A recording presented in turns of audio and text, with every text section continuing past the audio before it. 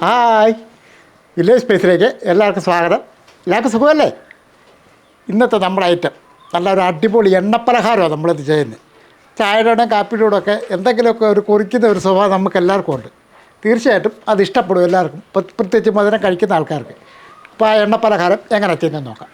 ആദ്യമേ തന്നെ ഒരു 3 കോഴിമുട്ട, ഇതൊരു നാടൻ കോഴിമുട്ടയാണ് 3 എടുത്തിരിക്കുന്നത്. ഇപ്പോൾ നാടനെണ്ണം വേണമെന്നൊന്നുമില്ല, ഏതെങ്കിലും 3 കോഴിമുട്ട എടുക്കുക എന്നുള്ളൂ. ഞാനൊരു 3 എടുക്കുന്നത്, നിങ്ങൾക്ക് 2 ആയാലും എടുക്കാമെന്നാണ്. അപ്പോൾ ഇതൊന്ന് പൊട്ടിച്ച് നമുക്കൊരു ബൗളിനകത്തോട്ട് ഇട്ട് കൊടുക്കാം.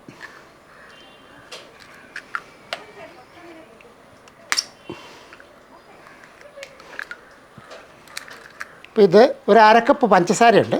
നമ്മുടെ മധുരത്തിന് ആവശ്യമുള്ള പഞ്ചസാര ഇട്ട് കൊടുക്കുക.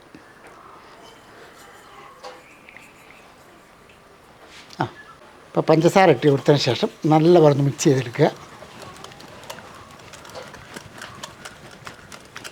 പഞ്ചസാര നല്ലപോലെ ഒന്ന് മുട്ടയ്ക്കകത്തൊന്ന് അരിയിച്ചെടുക്കണം. അതുവരെ നല്ലപോലെ ഒന്ന് ഇളക്കി കൊടുത്ത് ഇതേപോലെ നല്ലപോലെ ഒന്ന് മിക്സ് ചെയ്ത് അപ്പോൾ ഇതേപോലെ നാക്കിയതിന് ശേഷം നമുക്ക് 1 ടീസ്പൂൺ അളവിൽ ഏലക്കാപ്പൊടിയുടെ അങ്ങോട്ടിട്ട് കൊടുക്കുക. ഒരു നുള്ള് ഉപ്പ് പൊടിയും കൂടെ അങ്ങോട്ടിട്ട് കൊടുക്കുക. അതിന് ശേഷം ഇതും കൂടെ ഒന്ന് നല്ലപോലെ ഒന്ന് ഇളക്കി എടുക്കുക.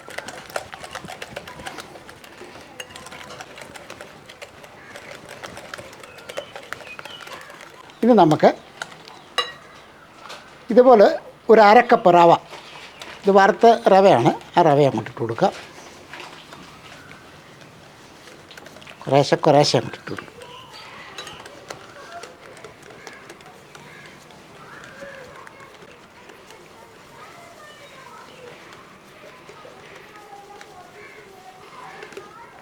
അപ്പോൾ 1/2 കപ്പ് റവ നമ്മൾ എടുത്തിട്ടുണ്ട്.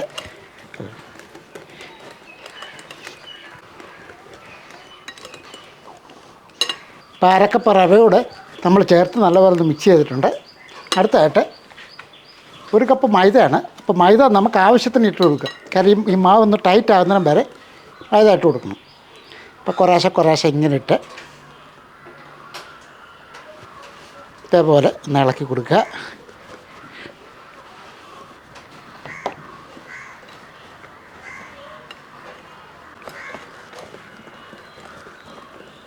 പോരാ, നമുക്ക് കുറച്ചുകൂടെ ഇട്ട് കൊടുക്കണം. അപ്പോൾ കുറച്ചുകൂടെ നമുക്ക് മൈദ ഇട്ട് കൊടുക്കണം. ഇത് ആവശ്യത്തിന് ഇട്ട് കൊടുക്കണം. കാരണം ഈ മാവ് ഒന്ന് ടൈറ്റ് ആകുന്നതിനും വരെ നമുക്കത് ചേർത്ത് കൊടുക്കണം. 2-3 പ്രാവശ്യം കൊണ്ട് ആയിട്ട് വേണം നമുക്കത് മൈദ ഇട്ട് കൊടുക്കാനായിട്ട്. അപ്പോൾ 1 കപ്പിനകത്ത് കുറച്ചുകൂടെ ഉണ്ട്. നമുക്ക് ഞാൻ നേരത്തെ പറഞ്ഞ പോലെ മാവ് നല്ലപോലെ ടൈറ്റായിട്ട് ഒരുപാട് കുറുകെ പെട്ടെന്ന് തവിക്ക് കോരി ഒഴിക്കത്തക്ക രീതിയിൽ വേണം നമുക്ക് മൈദ ഇട്ട് കൊടുക്കാനായിട്ട്.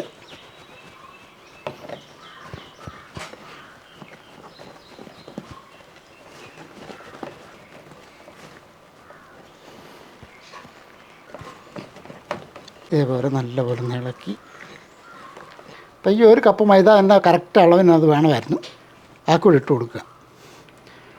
കറക്റ്റ് 1 കപ്പ് മൈദ എടുത്തിട്ടുണ്ട്.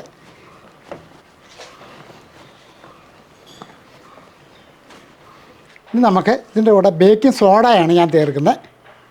ഈ ഒരളവിൽ ഒരു 1/4 ടീസ്പൂണും ഒരല്പം കൂടെ ഒരളവിൽ ബേക്കിംഗ് സോഡയും കൂടെ അങ്ങോട്ട് ചേർക്കാം. നല്ലപോലെ ഇളക്കി കൊടുക്കുക.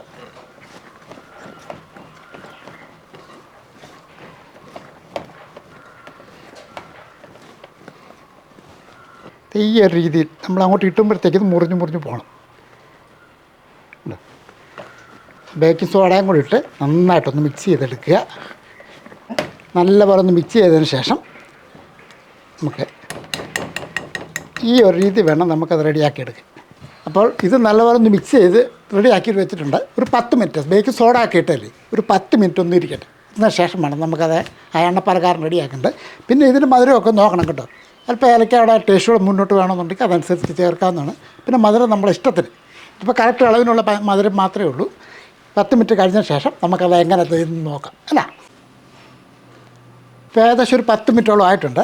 അടുപ്പ് കത്തിച്ചതിന് ശേഷം നമ്മൾ ഉണ്ണിയപ്പച്ചട്ടിക്കകത്താണ് ഇത് റെഡിയാക്കുന്നത്. ഉണ്ണിയപ്പച്ചട്ടി ഒന്ന് ചൂടായതിന് ശേഷം നമ്മൾ കുറച്ച് എണ്ണ ഇങ്ങോട്ട് ഒഴിക്കും. ഇപ്പം നമ്മുടെ മാവൊക്കെ തന്നെ ഇതുപോലെ ആവും. കാര്യം റവയൊക്കെ ഇടുമ്പോഴത്തേക്കും മാവൊന്ന് കുറുകും. ഇതേ രീതിയിൽ തന്നെയാണ് നമുക്കത് എടുക്കാനായിട്ട്. ഇതേ രീതിയിൽ ഒരല്പം ഒന്ന് മുറിഞ്ഞ് വരത്തക്ക രീതിയിൽ ഇപ്പോൾ നമ്മളിത് ഇങ്ങനെ കയ്യിലൊന്നും എടുത്താൽ അല്ല ഇതേപോലെയാണ് ചുരുട്ടി നമ്മൾ ഇതിൻ്റെ അകത്തോട്ട് ഇടുന്നത്. കയ്യേൽ അല്പം വെള്ളം ഒന്ന് മുക്കിയ ശേഷം ഇത് ശരിക്കും പറഞ്ഞാൽ ഒരു കുട്ടിക്കാക്ക കേട്ടോ. ഇതുണ്ട് ഇതേപോലെ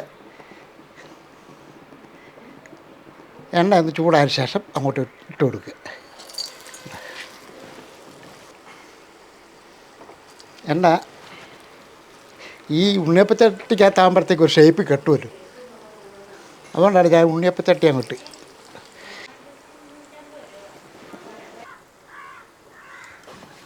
ഒരുപാട് കനം വേണ്ട, ഇതേപോലെ ഇപ്പോൾ ഒരു സൈഡ് മുറിഞ്ഞെന്ന് തോന്നുന്നു, നമുക്കൊന്ന് മറിച്ചിട്ട് പോകണം. ഇതേപോലെ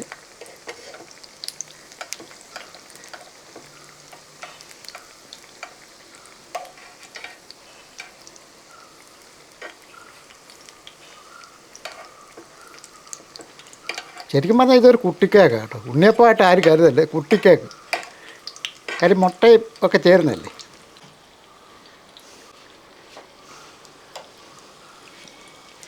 ഒന്ന് മൊരിഞ്ഞതിന് ശേഷം വേണം നമുക്ക് തിരിച്ച് മറിച്ചൊക്കെ ഇടാൻ.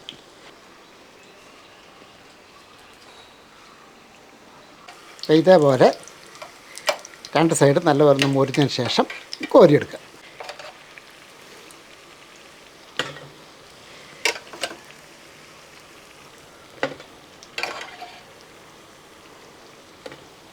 നാല് മണിക്ക് കാപ്പിയുടെ കൂടെ കഴിക്കാൻ പറ്റിയ ഒരു ഐറ്റം. ഇതിങ്ങനെ ചെറുതായിട്ട് പൊങ്ങി വരും. തീ കൂട്ടി കൊടുക്കില്ല, കുറച്ചും കൊടുക്കില്ല. കാര്യം എന്ന് വെച്ചാൽ ഇത് കരിഞ്ഞു മസാലയുണ്ട്, അതുകൊണ്ട് ഒരു മീഡിയം രീതി വേണം തീയൊക്കെ വെച്ച് കൊടുക്കാൻ. ഞാൻ ഉണ്ണിയപ്പച്ചട്ടിക്കകത്ത് ചെയ്തതേ ഉള്ളൂ. സാധാരണ ഒരു പാൻ്റെ അകത്ത് എണ്ണ ഒഴിച്ചിട്ട് ഇങ്ങനെ ഇട്ടാലും മതി.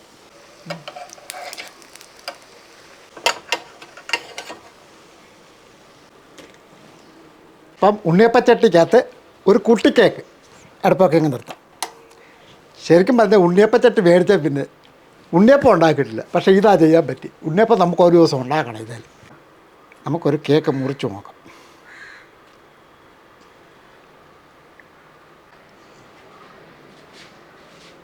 തീർച്ചയായിട്ടും ഇതേപോലെ വെന്തിട്ടുണ്ട്.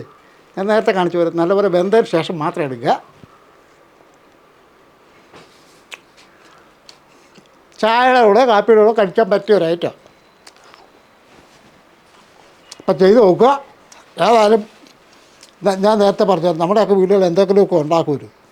ഇതേ രീതിയിലൊരു സാധനം നിങ്ങൾ ഉണ്ടാക്കി കഴിച്ചു നോക്കും, ഇഷ്ടപ്പെടുമത് ഉറപ്പ് കാര്യമാണ്.